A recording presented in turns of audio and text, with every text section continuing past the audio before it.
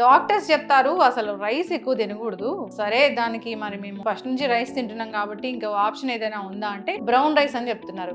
ఇప్పుడు ఆ brown rice కూడా మంచిది కాదు. దాంట్లో ఆర్సెనిక్ ఉందంటున్నారు. మరి ఏం తినాలి? సో హెల్త్ రీత్యా ఈ ఆర్సెనిక్ అనేది 10 micrograms per litre.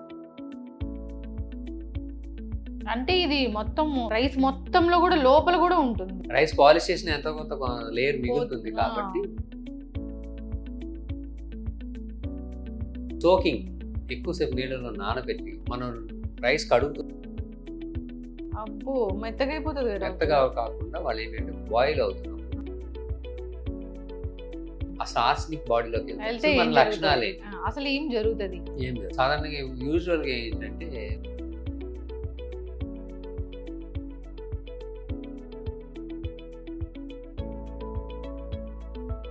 Welcome to BRK news healthy life style with Lakshmi.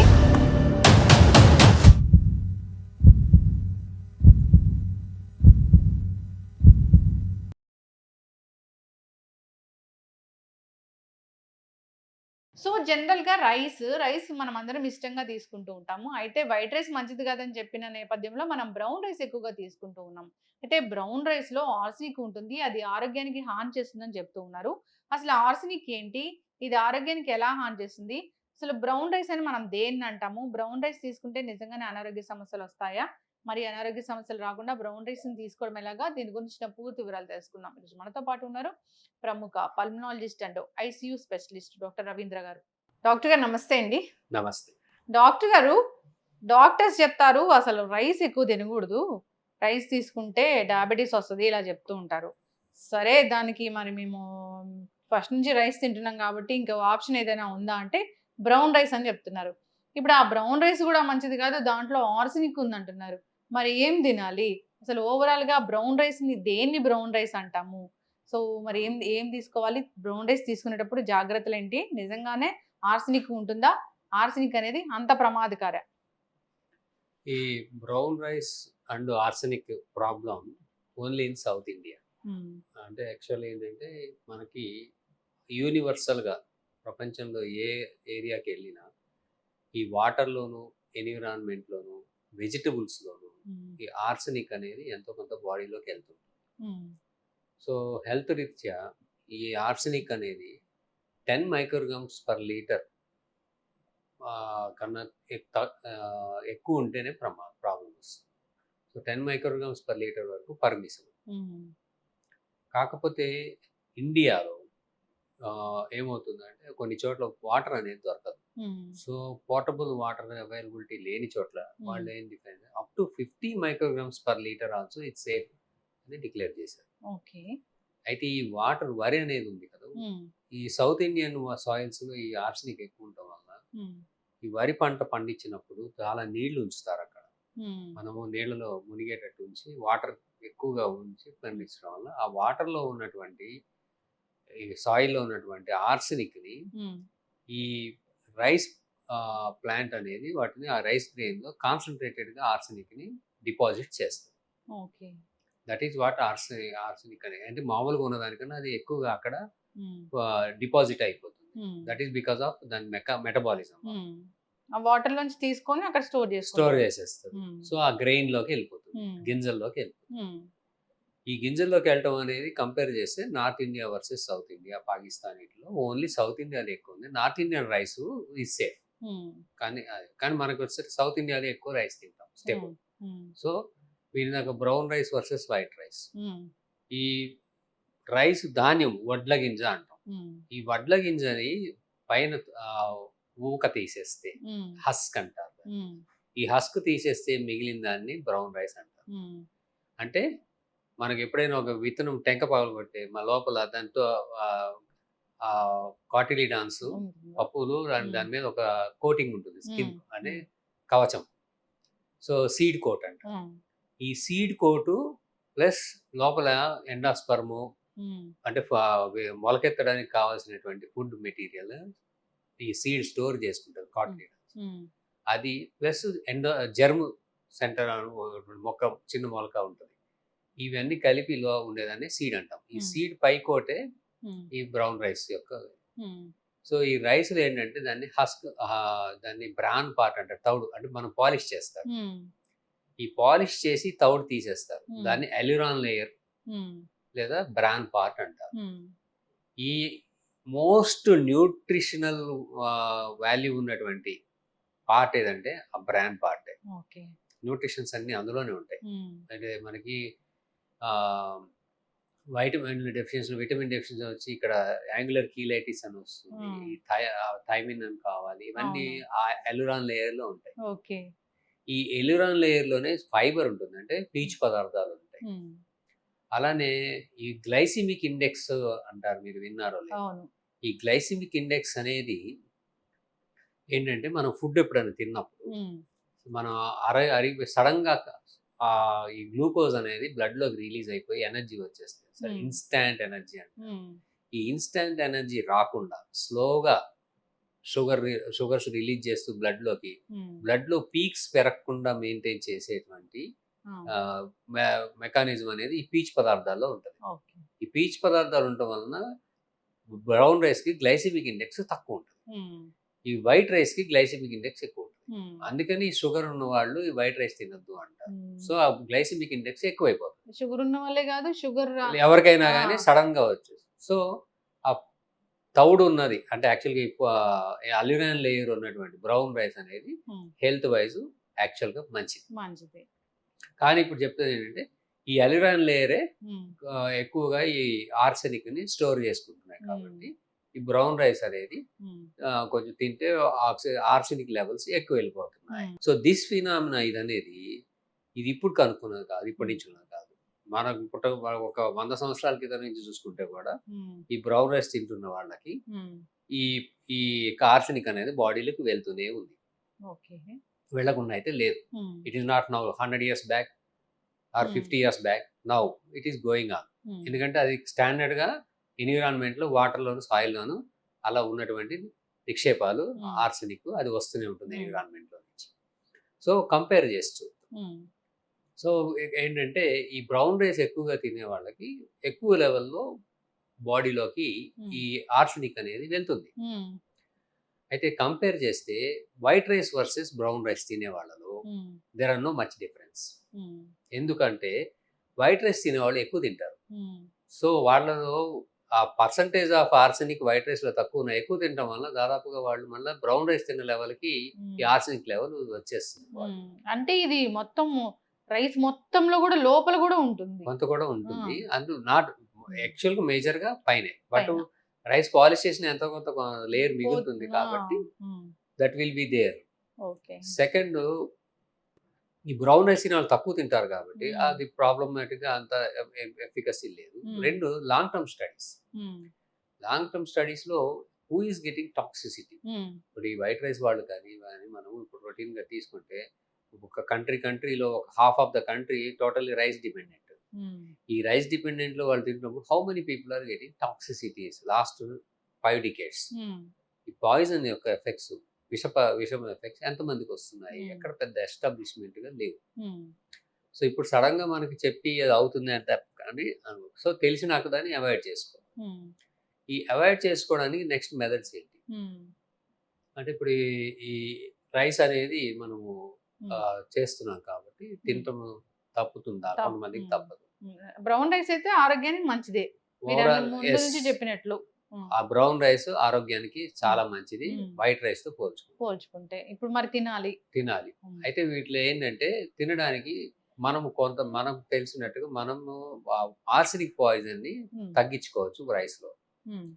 ఎలా అంటే కొన్ని వెరైటీస్ ఆఫ్ రైస్ లో ఈ ఆర్సెనిక్ పాయిజన్ ఎండదు. అయితే 2 varieties వెరీ వెల్ నోన్. ఒకటి ఏంటంటే బాస్మతి రైస్ ఆర్సెనిక్ నేలలో పండించినా కూడా ఆ వాటర్ లో ఉన్నా కానీ ఆ ప్లాంట్ లోకి ఆర్సెనిక్ ఎక్కదు. అలానే జాస్మిన్ వెరైటీ ఆఫ్ రైస్ అని ఉంది, ఈ 2 varieties లో ఎక్కదు. లేదు ఆ 2 కాకపోతే మామూలు ఏనంటే అదర్ వెరైటీస్ ఆఫ్ రైసెస్ ఏమైనా దొరికితే వాటికి యాక్చువల్లీ సోకింగ్ ఎక్కువసేపు నీళ్ళలో నానబెట్టి ఉంచిన తర్వాత వాటిని ఎక్కువ సార్లు మనం రైస్ వాష్ కడుగుతున్నప్పుడు చేసిన కొంచెం నీళ్లు కలర్ మారి తౌడు అందులోకి వచ్చి వస్తుంది. అలాగా వచ్చి అది క్లియర్‌గా వాటర్ వచ్చేంత వరకు కడిగితే చాలా వరకు దానిలో ఆర్సెనిక్ లెవెల్స్ తగ్గిపోతాయి.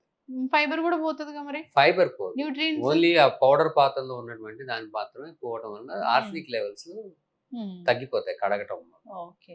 అంటే వాటర్‌లోకి అది అబ్జర్వ్ మంచిగా వాష్ చేసి అంటే కొంతమంది ఏం చేస్తారంటే బియ్యం గిన్నెలోకి తీసుకోగానే నీళ్లు పోస్తే కాకుండా మొత్తం కడిగి ఆ నీళ్ళన్నీ క్లియర్‌గా వచ్చేంత వరకు 3-4 సార్లు కడిగేసి వండుకుంటే దాని ఎఫెక్ట్ తగ్గుతుంది.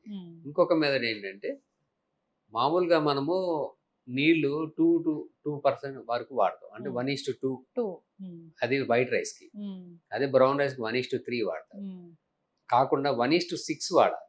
అబ్బో! మెత్తగా అయిపోతది కదా డాక్టర్ మెత్తగా గారు? కాకుండా వాళ్ళు ఏంటంటే బాయిల్ అవుతున్నప్పుడు గంజి వార్చడం అంటారు. సో ఆ గంజి వార్చడం అంటే బాయిల్ అయినప్పుడు ఆ గంజి వార్చేస్తే ఆర్సెనిక్ లెవెల్స్ సిగ్నిఫికెంట్‌గా ఆ నీళ్ళలోంచి వెళ్ళిపోతాయి. So that rice is safe.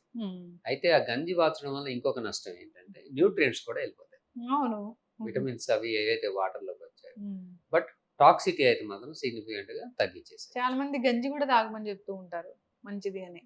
అంటే ఇప్పుడు వెన్ వీఆర్ కన్సిడరింగ్ భయం మనకు ఒక కన్సర్న్ ఉంది. అది ఆర్సెనిక్ మనం అవాయిడ్ చేయాలని. అదర్‌వైజ్ ఆ గంజి వార్చినప్పుడు అది అదే ఆ న్యూట్రియంట్స్ అందులో ఉంటాయి. కాబట్టి అది దాని మంచిదని తాగమంటారు. ఈ పాయిజన్ ఎఫెక్ట్ కాకుండా. సో ఈ విటమిన్స్ అవన్నీ వాటర్ సాల్యుబుల్. బాయిల్ చేసినప్పుడు అందులోకి వచ్చేస్తాయి. అవి వచ్చినప్పుడు అది మనము ట్యాప్ చేసుకొని మనం వాటిని వడగట్టుకొని తాగుతాం కాబట్టి సో ఆ విటమిన్స్ మనకి వచ్చేస్తాయి. Nutrients, minerals. So these are the different methods we can follow. మనం అది ఈ ఆర్సెనిక్ యొక్క ఎఫెక్ట్ మన మీద తగ్గించుకోవడానికి. అయితే అసలు ఇవన్నీ అంటున్నారు కదా, అసలు ఆర్సెనిక్ బాడీలోకి వెళ్తే మన లక్షణాలు ఏంటి? అసలు ఏం జరుగుతుంది? సాధారణంగా యూజువల్గా ఏంటంటే ఈ కార్డియోవాస్కులర్ ఎఫెక్ట్స్, తర్వాత ఈ నెర్వ్ ఎఫెక్ట్స్ కొంచెం. కార్డియోవాస్కులర్ ఎఫెక్ట్స్ ఏంటంటే కొంతమందికి రిథమ్స్ ప్రాబ్లమ్ రావడం అవి వస్తాయి. ఎవరికి అది వెరీ రేర్, మేము ఎప్పుడు చూడలేదు. సెకండ్ ఈ న్యూరలాజికల్ అదర్ ప్రాబ్లమ్స్ వచ్చే వాళ్ళు ఏంటంటే కొంచెం తిమ్మిర్లు, నమ్మునెస్ రావడం, ఈ దీర్ఘకాలిక అలాంటివి ఎక్కువ. సో ఇలాంటి లక్షణాలు వచ్చినప్పుడు వాళ్ళ స్టేబుల్ డైట్ చూసుకొని సాధారణంగా అలాంటివి లేని వాళ్ళకి సాధారణంగా ఆర్సెనిక్ అనేది exposure is not a problem అని మనం డిసైడ్ చేసుకోవాలి. ఖచ్చితంగా డాక్టర్ గారు. అయితే ఇప్పుడిప్పుడే ఫుడ్ మనం ఇంట్రడ్యూస్ చేస్తున్నాం పిల్లలకి అంటే కూడా డాక్టర్స్ చెప్పినట్లుగా వైట్ రైస్ మంచిది కాదని మాకు ఒకటి అవగాహన వచ్చింది కాబట్టి బ్రౌన్ రైసే ఇస్తాము. ఇట్లా స్టార్ట్ చేయొచ్చా వాళ్ళకి మీరు చెప్పిన పద్ధతుల్లో? బ్రౌన్ రైస్ అనేది మనం చాలా తక్కువ తింటాం. మీరు కంపేర్ చేసి చూడండి, దాదాపుగా 1/4 పార్ట్ టు 1/3 పార్టే తినగలుగుతారు. అవును, ఎక్కువ తినలేము. మీరు వైట్ రైస్ ఎంత తింటారో దాంట్లో 1/3 1/4 తింటారు. సో క్వాంటిటీ వైజ్ కూడా తగ్గిస్తుంది, కెలోరీ వైజ్ కూడా తగ్గిస్తుంది, తర్వాత గ్లైసిమిక్ వైజ్ ఇంప్రూవ్మెంట్ ఉంటుంది. పిల్లలకి ఇవ్వచ్చు. ఎవరికైనా ఇవ్వచ్చు. ఫైబర్ వైజ్ గట్ సాఫ్ట్ ఉంటుంది, మోషన్ కాన్స్టిపేషన్ తగ్గుతుంది. తర్వాత న్యూట్రియంట్స్ బ్రౌన్ రైస్ లో బాగా దొరుకుతాయి. So always it is consider చేయొచ్చు మనకి. ఇంకా కొంత భయం ఉన్న వాళ్ళకు మిక్స్ చేసుకోండి. మిక్స్ అంటే కొన్ని ఇప్పుడు చాలా మంది చాలా మిల్లెట్స్ వచ్చేసాయి తింటున్నారు, అలానే అదర్ వీట్ తింటున్నారు. సో సమ్ పార్ట్ అది రీప్లేస్ చేసుకుంటూ దాన్ని అది కొంత ఇది కొంత చేస్తే ఇంకా కంటెంట్ తగ్గుతుంది. దాని ద్వారా యాక్చువల్గా మీరు ఎవరైనా ఒకవేళ రియల్లీ కన్సర్న్స్ ఉండి కొంతమంది చెప్పగానే భయపడిపోతున్నారు, అలాంటి కన్సర్న్స్ ఉన్నవాళ్ళు they can replace, partially replace and limitedly take, so that everything అంటే అన్ని కలిపి తింటున్నట్టుగా కూడా ఫీలింగ్ ఉంటుంది. So these are all different methods వాళ్ళు మిక్స్ అండ్ మ్యాక్స్ వాళ్ళు చేసుకోవచ్చు. అయితే డాక్టర్ గారు ఇప్పుడు ఎప్పుడైనా డయాబెటిక్ పేషెంట్స్ ఉన్నారనుకోండి, బ్రౌన్ రైస్ తినమని చెప్తారు. బ్రౌన్ రైస్ తీసుకున్నప్పుడు వాళ్ళకి ఎందుకు డయేరియా ఇష్యూ అనేది మనం చూస్తాము? బ్రౌన్ రైస్ అనేది అదే యాక్చువల్లీ ఏంటంటే ఫైబర్ ఎక్కువ ఉంటుంది. సో గట్ మోటిలిటీ పెరుగుతుంది. సో అందువల్ల అది డైరియా కాకపోయినా అది కొంచెం మొబిలిటీ వచ్చి ఫ్రీ మోషన్ అవుతుంది. సెకండ్, కొంతమందిలో మెట్ఫార్మిన్ లాంటి వాడుతున్న వాళ్ళకి లూజ్ మోషన్స్ అవుతాయి కొంతమందికి పడక. అలాగా కాంబినేషన్లో అవటమే తప్పితే బ్రౌన్ రైస్ డైరెక్ట్ గా కాజ్ చేస్తుంది డయేరియా అనేది లేదు. Very rare. Usual white rice ఏంటంటే కాన్స్టిపేషన్ ఇస్తుంది, బ్రౌన్ రైస్ గుడ్ గట్ మొటిలిటీని ఇస్తుంది. ఈ మెట్ఫార్మిన్ వల్ల అయితే వస్తుంది కొన్ని మందుల వల్ల, కొన్ని అకార్బోస్ అని వేస్తాం, కొన్ని ఫుడ్ అబ్జర్వ్ అవ్వకుండా, కార్బోహైడ్రేట్స్ అబ్జర్వ్ అవ్వకుండా, వాటి వల్ల కొంత డయేరియాస్ వస్తాయి. సో ఏ కాంబినేషన్లో ఏమవుతుందో మనకి ఇంక్లూడింగ్ మెడిసిన్స్ కూడా కన్సిడర్ చేయాల్సిన అవసరం ఉంటుంది డయాబెటీస్లో. ఓన్లీ డైట్ ఒక్కటే కాకుండా ఆ కాంబినేషన్ రెండు ఆలోచించాల్సిన అవసరం. ఓవరాల్ గా అయితే బ్రౌన్ రైస్ మంచిది. బ్రౌన్ రైస్ మంచిది. రెడ్ రైస్ అని చెప్తారు, అదేంటి? ఇది బ్రౌన్ రైస్ సంబంధించింది కాదా? రెడ్ రైస్ అనేది ఒక వెరైటీ ఆఫ్ రైస్ అంతే. రెడ్ రైస్ అది ఆ పైన కోటింగ్ ఏదైతే ఉందో అలిరాన్ లేదు, dark brown red colour, brownish red colour లో ఉంటుంది. దీన్ని కొంతమంది దాన్ని నవారా రైస్ అని కూడా అంటారు. ఇది వెరీ హార్డ్ ఉంటుంది. బ్లాక్ దాన్ని నవారా అంటామా, రెడ్ దాన్ని నవారా? Red rice. దాన్ని మరీ డార్క్ బ్లాక్ అంటారు, బట్ నవారా రైస్ అంటే అదే కలర్. మంచిదేనా డాక్టర్ గారు? That is very healthy. అయితే అది వండుకోవడానికి కూడా మేము అన్నట్టుగా బ్రౌన్ రైస్ కూడా అన్నా కూడా ఎక్కువ, ఈవెన్ దాన్ని ఎక్కువసేపు సోక్ చేయాలి వాటర్ లో, నానబెట్టినాక మాత్రమే వండగలుగుతారు. సో యాక్చువల్గా ద గ్లైసిమిక్ ఇండెక్స్ తక్కువ ఉంటుంది. So that is very ideal for diabetics. And బాగా న్యూట్రిషనల్ కూడా ఉంటుంది, కానీ అది కాస్ట్ బాగా ఎక్కువ, ప్రొడక్షన్ చాలా తక్కువ ఉంటుంది. సో వెరీ రేర్ కొంతమంది మాత్రమే అది వాడుతుంటారు. ఓకే, అయితే ఇప్పుడు బ్రౌన్ రైస్ మంచిది, దాంట్లో ఆర్సనిక్ ఉంటే దాన్ని ప్రాపర్ గా మనం వాష్ చేసి ఆర్సనిక్ ఉంటుంది ఉంటుంది ఉంటుంది ఉంటే కాదు ఉంటుంది. మన సాయిల్ లో ప్రొడ్యూస్ అయిన ఈ రైస్ కి ఆర్సనిక్ ఉంటుంది. అది లిమిట్స్ ఎంత దాటుతుంది అనేది చూసుకోవాలి. దాని మనకి మన గవర్నమెంట్ ఆర్ హెల్త్ అథారిటీస్ వాళ్ళు ఇచ్చిన పర్మిసిబుల్ లెవెల్స్ దాటుతుంది అనుకున్నప్పుడు చూడాలి. అది ఎంత అనేది మనం లొకాలిటీకి బట్టి మారుతుంటుంది, స్టేట్ కి డిస్ట్రిక్ట్స్ బట్టి. అది మనం కనుక్కొని చేయాల్సి ఉంటుంది. యూజువల్ గా అయితే అంత వరీ అవ్వాల్సిన అవసరం అయితే స్టడీస్ లో లేదు. చక్కగా చెప్పారు డాక్టర్ గారు. చాలా మంది దీని గురించి అది ఎప్పుడైతే న్యూస్ వచ్చిందో చాలా డిస్కస్ చేస్తూ ఉన్నారు. మరి ఆర్సనిక్ అంటే భయం అవుతుంది కదా, ఏదో వెళ్తుంది పొట్టలోకి, మాకు దాని గురించి పూర్తిగా అవగాహన లేకపోయినా కానీ, తెలియకపోయినా అది ఏం చేస్తుందని, ఏదో విషయం వెళ్తుంది అనే ఫీలింగ్ అయితే కొంతమందిలో ఉంది, భయపడుతూనే ఉన్నారు. కాకపోతే దాన్ని వాష్ చేసి మంచిగా మీరు చెప్పిన పద్ధతిలో వండి తీసుకుంటే కానీ అది మంచిది, మంచి ఫుడ్ అది. సో చక్కటి ఇన్ఫర్మేషన్ అండి, ఫాలో అవ్వాలని కోరుకున్నాం. ధన్యవాదాలు డాక్టర్.